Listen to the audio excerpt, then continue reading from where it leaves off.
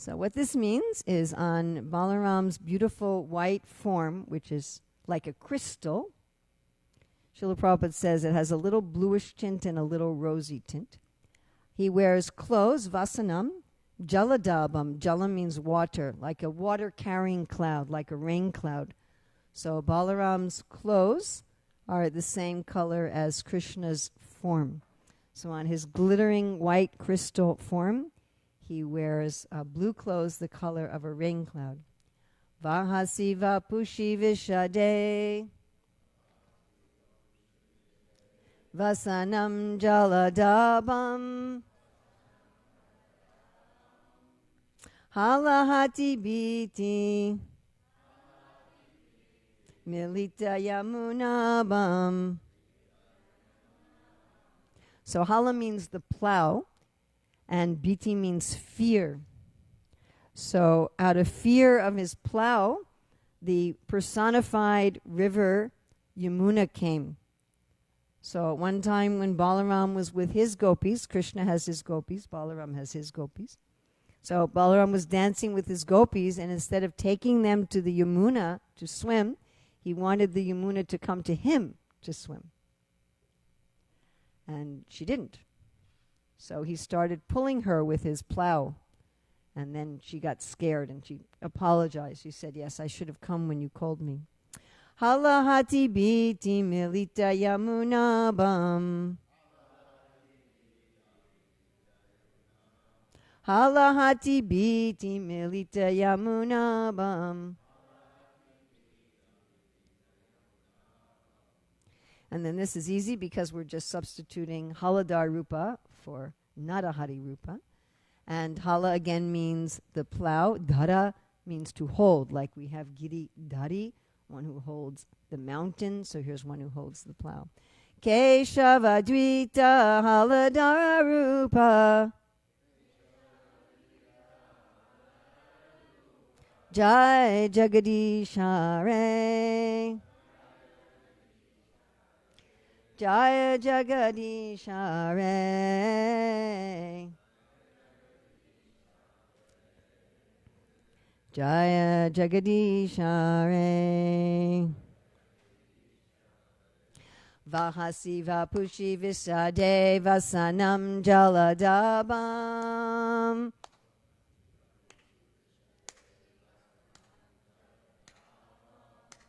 Halahati biti milita yamunabam Keshava Dvita Haladara Rupa Jai Jagadishare Jai Jagadishare Jai Jagadishare.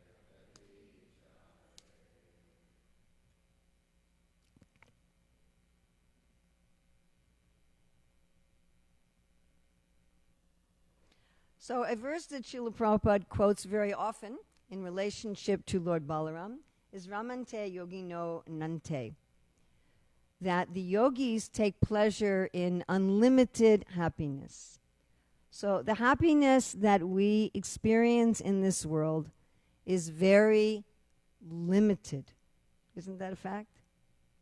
Right? If we think about the kind of things that people say bring them happiness, good food, a romantic encounter, a beautiful sunrise, a satisfying job, whatever it is that brings people happiness in this world, it's very limited. It's limited in time. It has a beginning and it has an end, right? The pizza's over. You have to stop the exciting thing that you're doing. The sun finishes setting, right? It's over. And whatever pleasure there is, generally it doesn't involve all of the senses, and generally it doesn't, it just keep expanding, right? It's limited in its time, it's limited in the senses, it's limited in its quality. In all ways, the happiness we enjoy here is limited. And additionally, the happiness we enjoy here is usually in a misery sandwich. Like generally we have to work for our happiness, isn't it? You know, I mean, if you want to eat a pizza, so you'd have to, either you have to work hard to buy the ingredients, or you have to work hard to buy the finished pizza. And if you work hard to buy the ingredients, then you have to work hard to cook them, isn't it? Right? Or if you grew everything, like when I was in Italy, all the prasadam was amazing. And I said, what is it? And they said, well, we use only fresh, locally grown, organic ingredients from heirloom plants. We're not using hybrid plants. These are the original kinds of tomatoes and wheat and so forth. But then imagine you have to plant the wheat and grow the wheat and plant the tomatoes, and here you've got to fend them off from the squirrels, right? So all that work you have to do to make the pizza, and then when you're done, you have to clean up. You also have to maintain wherever it is you're going to cook the pizza, the house, the kitchen, right? So you have this little, any of us who've cooked, you can spend 4, 5, 6 hours in the kitchen, and people are eating for only 20 minutes, and then you can spend another hour or two cleaning up, isn't it?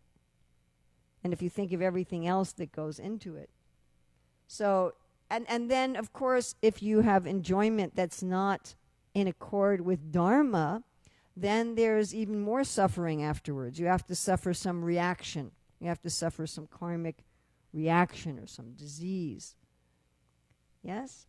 So we get this little bit of pleasure bounded by misery.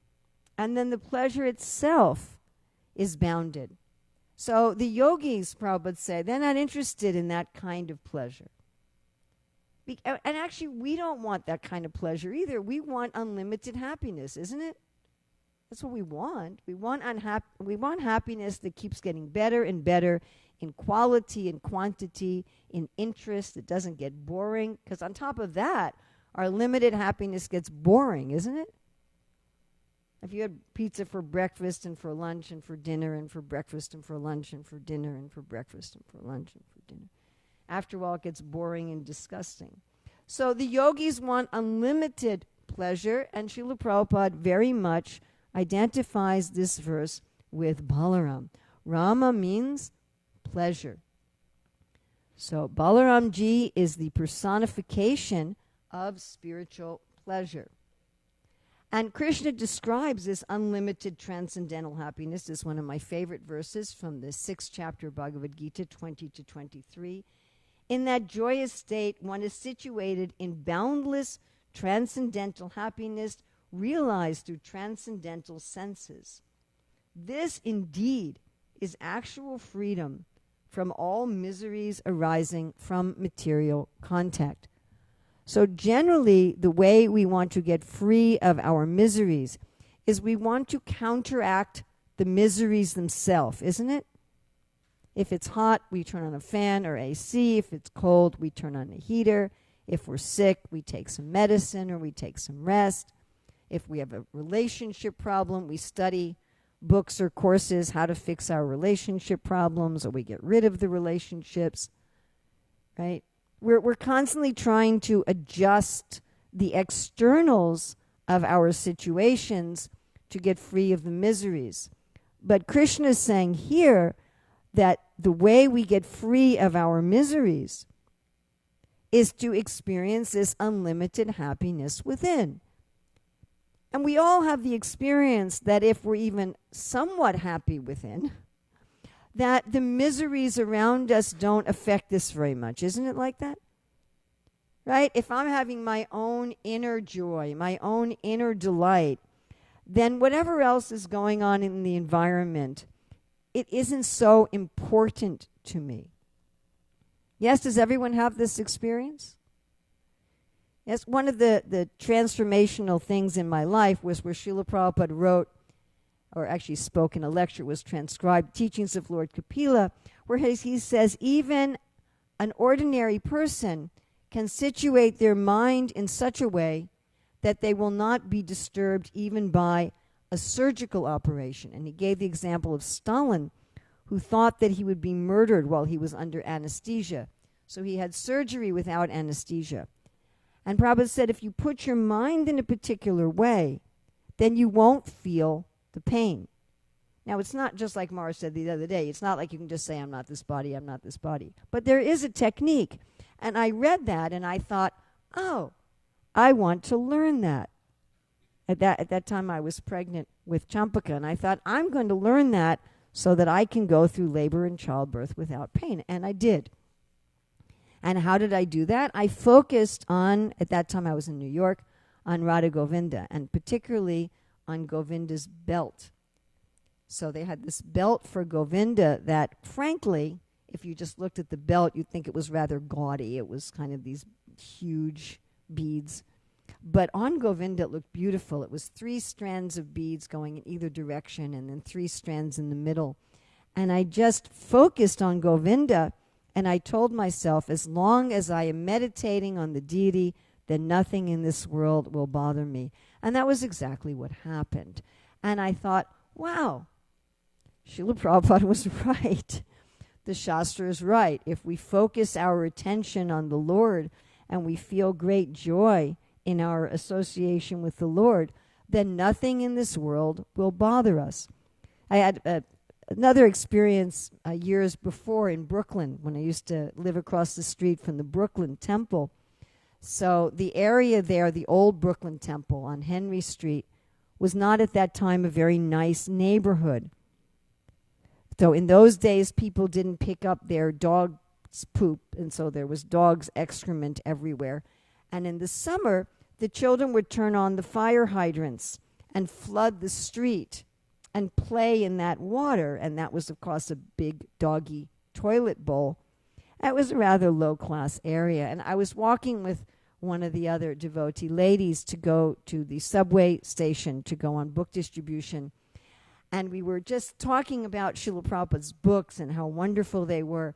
And I looked at her and I said, I'm so glad I don't live here. And she looked at me and she said, you do live here. But I didn't feel like I lived there. I didn't feel like I was part of that environment because I was experiencing an inner joy. So this inner joy is coming specifically from Lord Balaram. So how are we going to get this unlimited joy? We'd all like this, yes? Is this attractive? Materialists say you can't get it anyway. Just be satisfied with the pizza. You know? Just be satisfied with the sunrise. But we're saying, yes, you can get it, and how are you going to get it? So if we're going to talk about unlimited, we have the sign here for infinity. And if you separate it and flip it, you get 2 S's. So this is a little mnemonic device. And these 2 S's correspond to spiritual strength. So the way we're going to get this unlimited happiness is through spiritual strength. So why should we do this? What are the benefits? What is it? Who gives it to us? And how do we develop it and exhibit it? Now, you want to know something really funny? Every morning I listen to, pretty much every morning, I listen to Srila Prabhupada's lectures. And I just finished listening to a series of lectures on nectar devotion, and I thought, what do I want to listen to next? I thought, let me listen to Chaitanya Charitamrita. So I'm listening to Chaitanya Charitamrita lectures, and guess which one, just in order, chronological order, was I listening to this morning? This one. And this is exactly what I heard Srila Prabhupada saying, and I'm like, wow. Prabhupada was talking all about Lord Balaram and Lord Nityananda, and I thought, that's really amazing.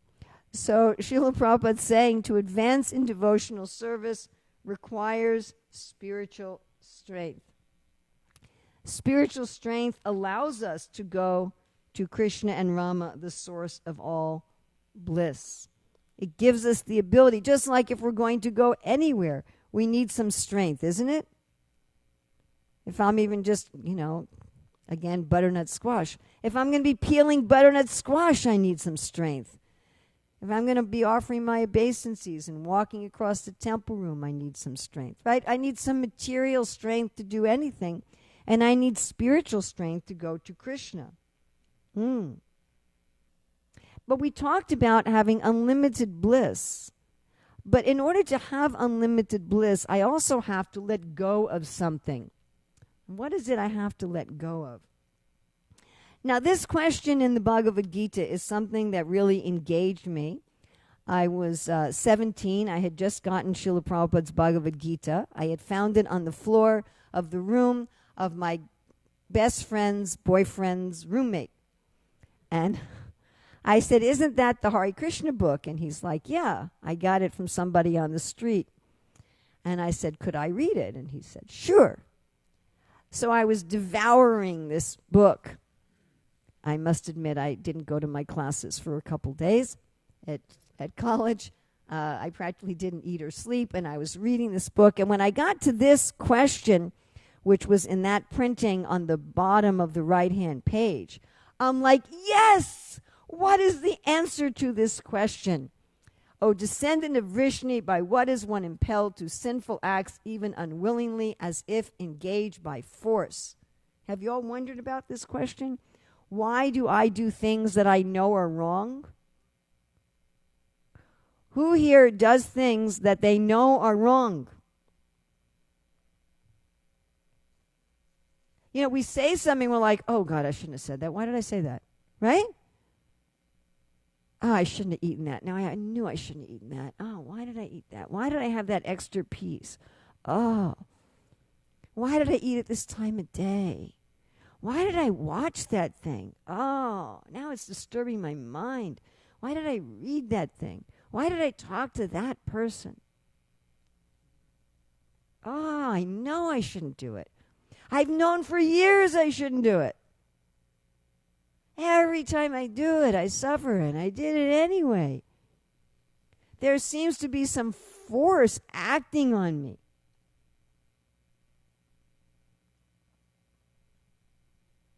Oh, this was the answer. It wasn't an answer I liked.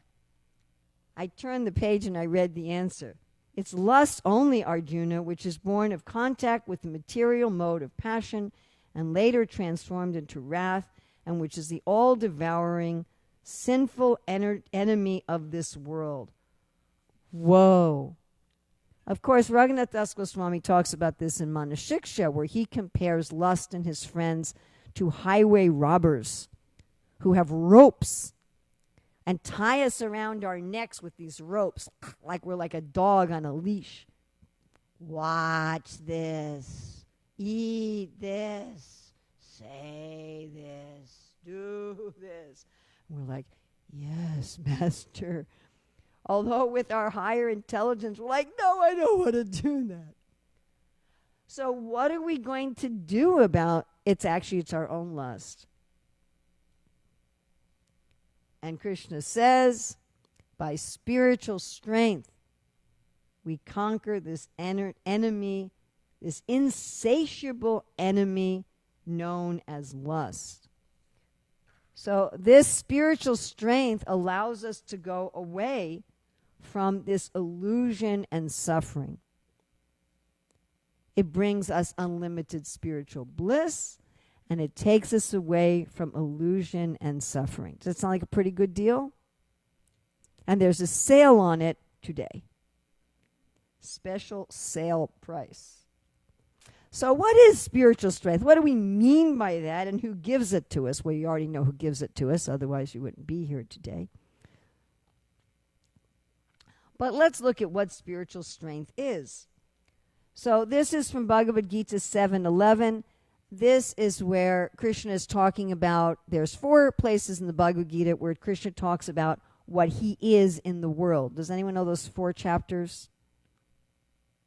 One of them's obvious here, 7. 7, 9, 10, well, I wouldn't say 11. Although in 11, Arjuna says some of the things that Krishna is. 15. 7, 9, 10, 15, you could say somewhat 11, where Krishna says what he is in the world. And in chapter 7, he particularly talks about how he's the origin of everything and the essence of everything. So here he says he's strength, balam, strength, balam vatam, of the strong. Whenever we exhibit strength, whenever we're strong and we exhibit strength, but it's a certain kind of strength. Aham chaham, I am, aham means I. Kama, passion, raga, attachment, vijarjitam. Jita means to conquer. So those who have conquered kama and raga, the strength they have, that is Krishna. So that's the kind of strength we're talking about. We're not talking about the strength of adrenaline rush that someone has in rage. We're not talking about, the energy one has in Rajagun. I'm going to conquer the world. I'm going to build this. I'm going to do that. And everyone's going to praise me. And it'll be wonderful. And I'll be in the history books. And I'll change the world. Which especially people have when they're like between the ages of 15 and 35. Right? Yeah. He's not talking about that. Something that's not kama and raga. Now, interestingly enough, in our bhakti yoga process, we are interested in a kind of kama and raga. We're not impersonalists who say that we have no interest in any kama, any desires, or any raga, any attachment. In fact, the path of spontaneous devotion is called the path of raga. It's called the raga marg, the path of attachment. Because when one has desires and attachment for Krishna's service and for Krishna's love, those are not really desires and attachment at all. Like if you say, I have a desire to breathe. Is that a desire you want to get rid of?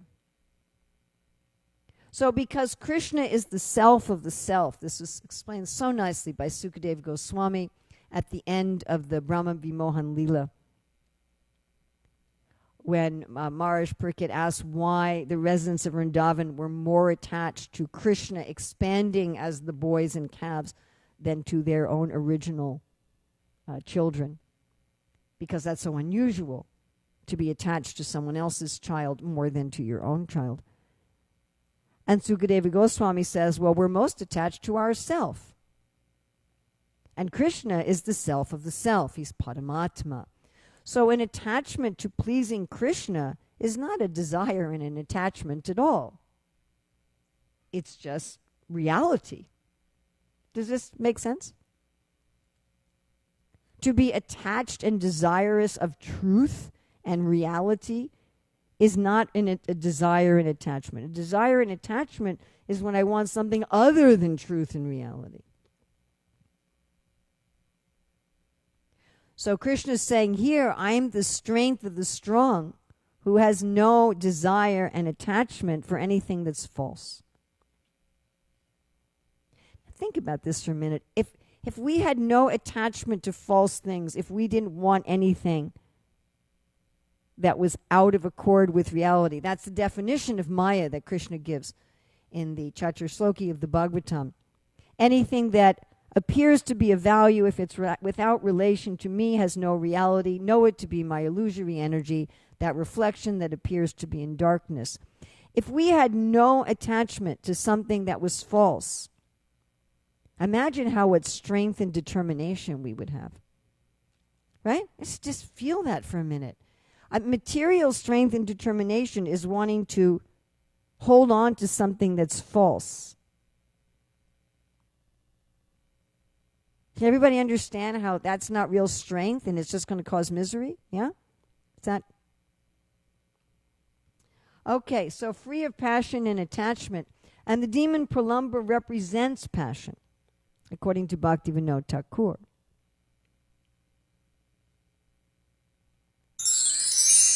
And Pralamba carries Balaram far away from Krishna, this demon of passion. And Dhenuka represents ignorance, and Balaram kills him as well. So because Balaram kills, and we'll tell these stories shortly, because Balaram kills the demons representing passion, ignorance, he is thus the source of this spiritual strength that is free of passion and ignorance. So here from Krishna Book, Chapter 2, Srila Prabhupada says, one cannot attain the supreme platform of self-realization without being sufficiently favored by Balaram. Bala does not mean physical strength.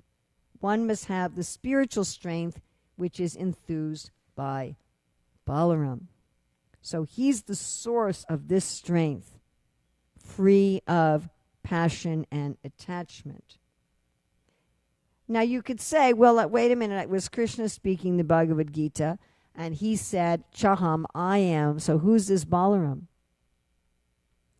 So we understand that God is one, but he has unlimited forms, unlimited expansions. Advaitam, Achyutam, Anantarupam. Thank you. So it means his form is unlimited, like when Mother Yasoda tried to tie him up.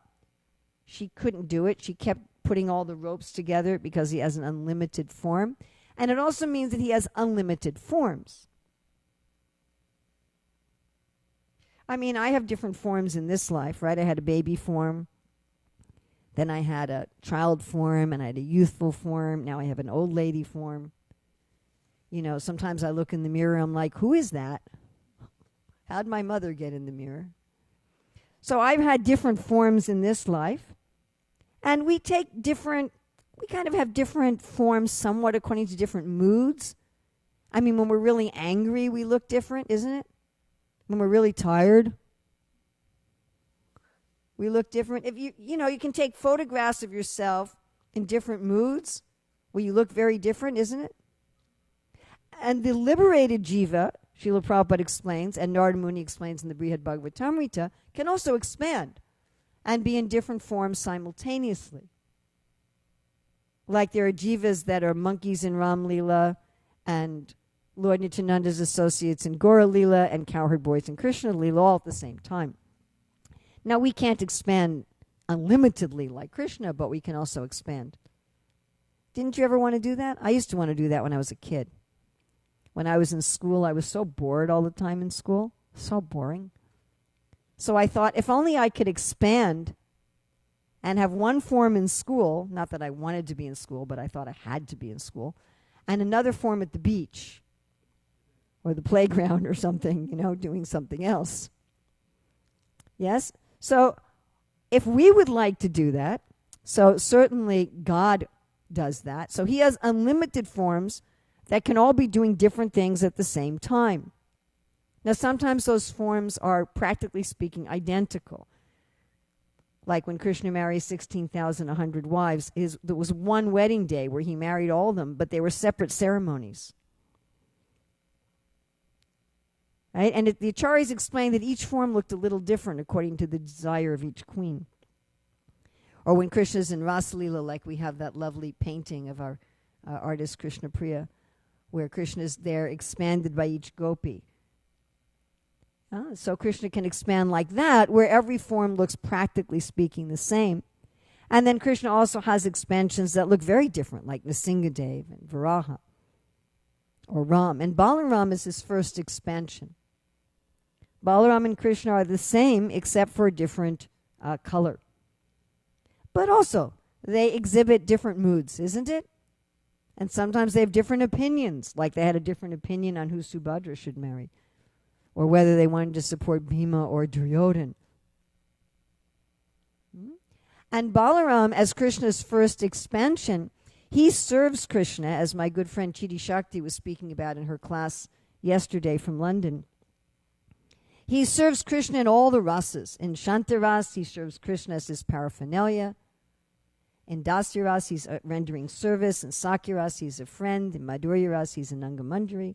So he serves Krishna in all the different rasas. I mean, all of us like to have a really good friend, isn't it? Oh, in Vatsalya Ras, he's serving Krishna as an older brother. Sometimes also in Sakya Ras, in Dasya Ras as a younger brother like Lakshman. We'd all like to have a good friend who is practically like ourselves, isn't it?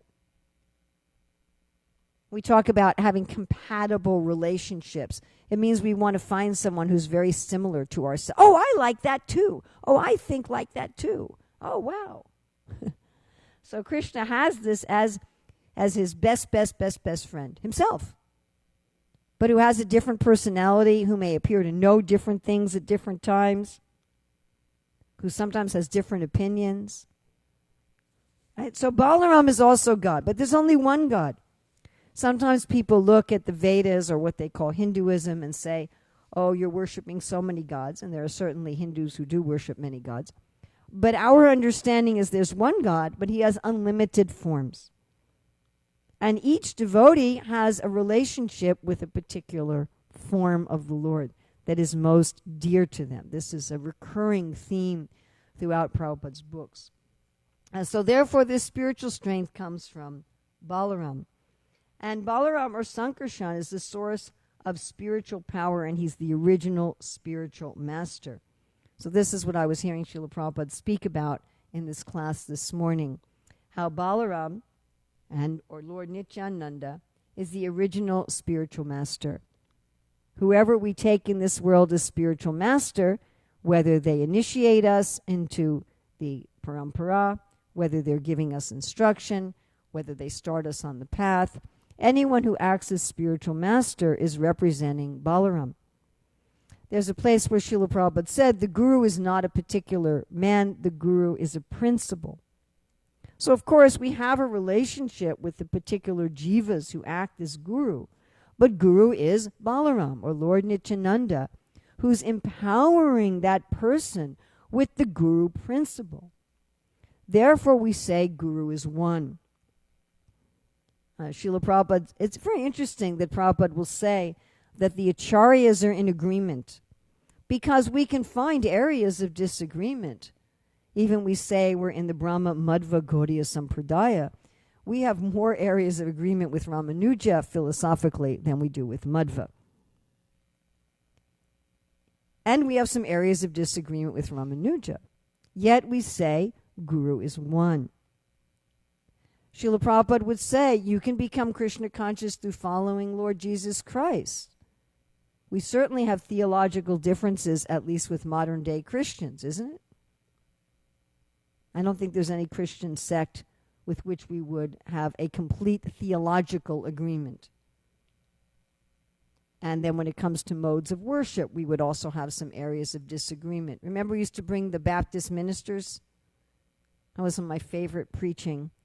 When your father passed away, you used to preach to them, right? And when your father passed away, you were called away at the last minute. And so the ministers came here and they had to get me. And it was ecstatic preaching to them. And then, were you there? I know your sister was there. When we went to their unit, Southern Baptist Theological Union, you were there? Yeah, and we preached to them there, and you guys led a kirtan. Right, you remember that? And we got all the ministers to chant. It was incredible. Right? And it was just one of the most ecstatic experiences I've had in preaching. Southern Baptist ministers. Can you imagine? Southern Baptist ministers. People that we would normally think would be heavily antagonistic to Krishna consciousness, but their professor was very favorable. In fact, he had written a chapter in his book about, he had a book about new religious movements, and he'd written a chapter about the Hare Krishna movement that read as if it was written by a Hare Krishna devotee. It was that favorable. So he was extremely favorable. Now, when I gave, I think 3 times, I ended up speaking to those. They were in a master's degree program, and many of these ministers were going to go and become missionaries. This is why they were studying. They were studying world religions so they could convert people out of those various religions to become Southern Baptists. So that's why they were studying us. They were studying us to find how they could convert other people like us to become Southern Baptists. Know thy enemy, right? That was their motive. And when I was speaking to them, I emphasized what we had in common. So I didn't talk about reincarnation. I didn't talk about deity worship.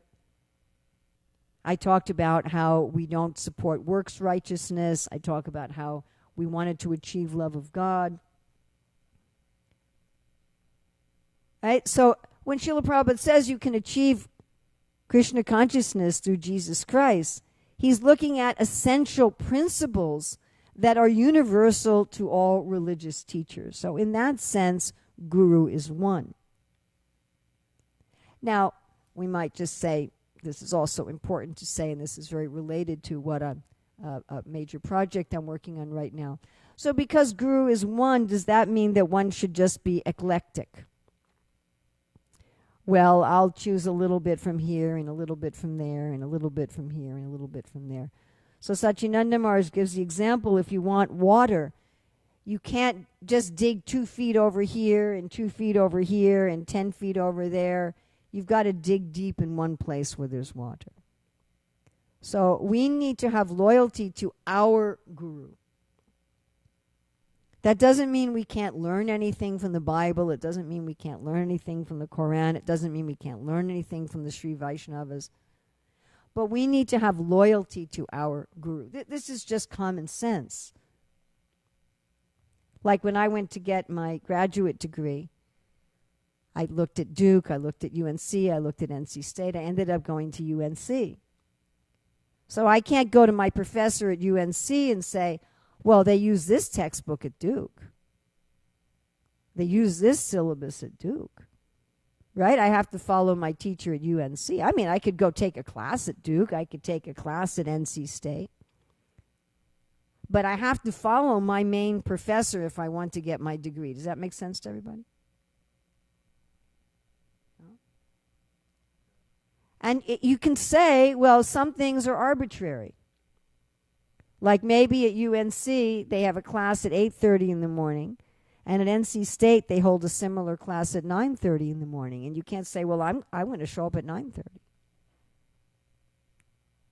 So there are different details between different gurus and different acharyas. And it doesn't mean a sectarian person thinks, well, only the details from my guru are good, and the details from everyone else's guru and everyone else's organization, everyone else's religion is wrong. It's not that the 9:30 class at NC State is wrong. It's just not my class. It's not in my university. Does this make sense to everybody? Yes? And obviously you think the school you go to is the best, or you wouldn't be going to it. Yes? But that doesn't mean that other people can't get a degree at other schools. So that's what we mean by Guru as a principle, and Guru is Balaram, Guru is Lord Nityananda. At the same time, we have loyalty and we have gratitude to the particular jiva or jivas who are being empowered by Lord Nityananda and Lord Balaram. We're also personless. We don't say to our Diksha Guru, our Shiksha Gurus, oh, well, you know, Guru is one, and it's all Lord Balaram, and I don't have to pay any attention to you. Because that jiva is taking the responsibility. Yes? Math is math, but my math teacher who's taking the responsibility to teach me, I have some gratitude and some loyalty to that teacher.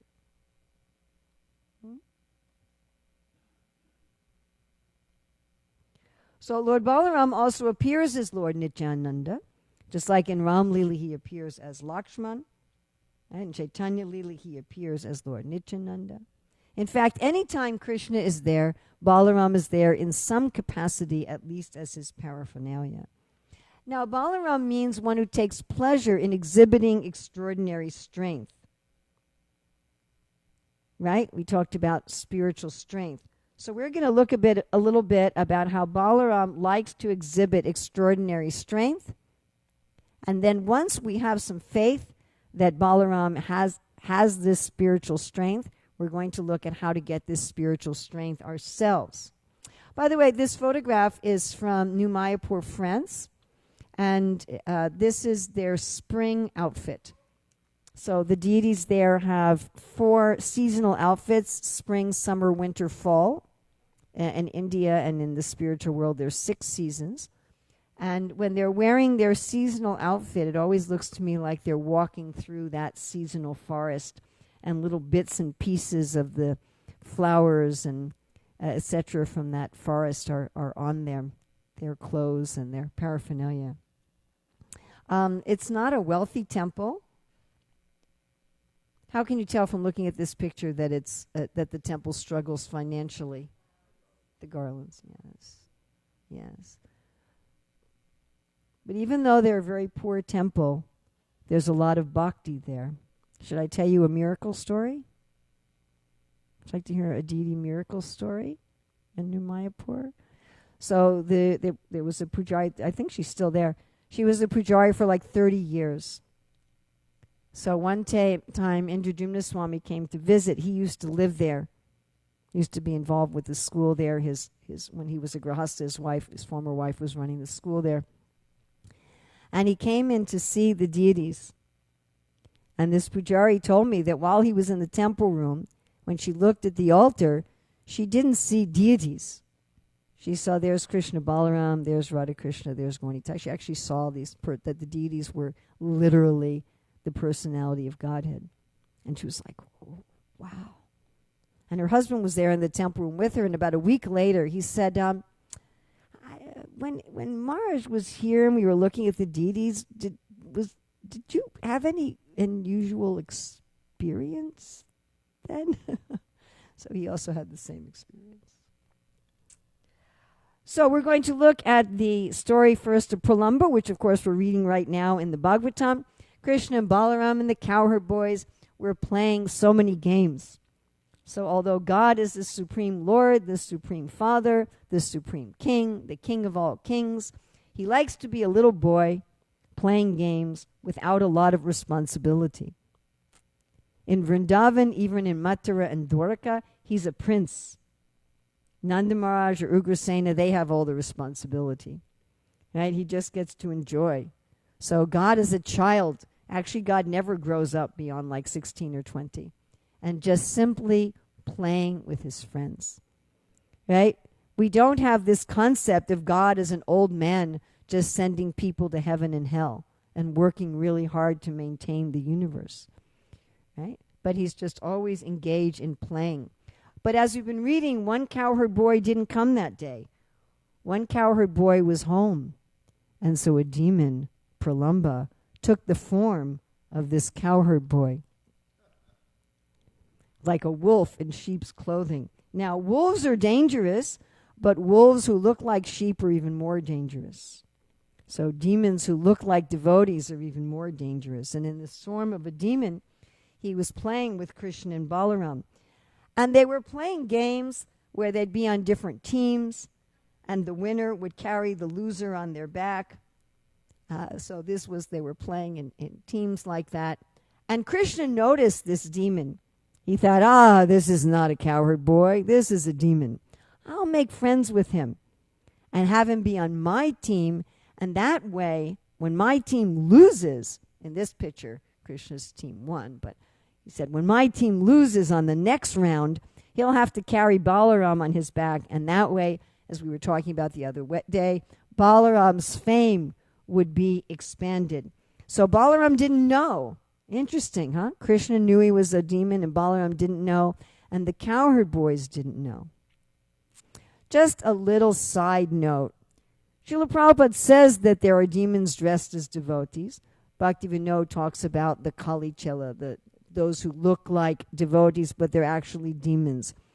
But we notice in Krishna's Leela that when there are demons dressed as devotees, the other devotees are not the ones who reveal them. Krishna reveals them. It is not our job as devotees to go around our movement saying, you're actually a demon, this one's actually a demon, this one's actually a demon. Please, let Krishna do his job. That's his job. For the devotees, for the demons who are dressed as devotees, and there's going to always be some. There will always be some.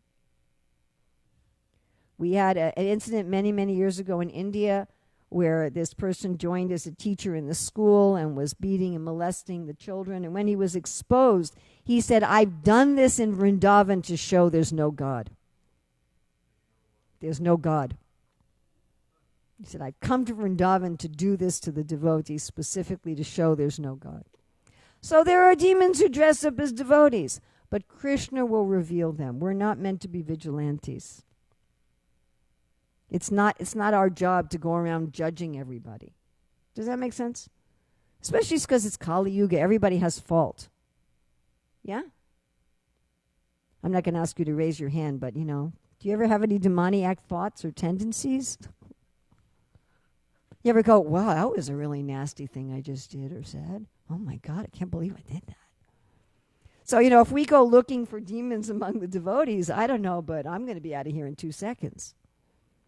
So, let Krishna take care of that. Anyway, so what happened? Yes, Krishna's team lost. And then this demon dressed as a cowherd boy took Balaram, and he took Balaram far away.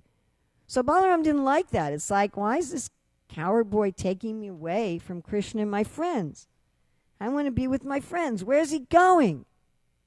And Balaram got very heavy. And then the demon couldn't maintain.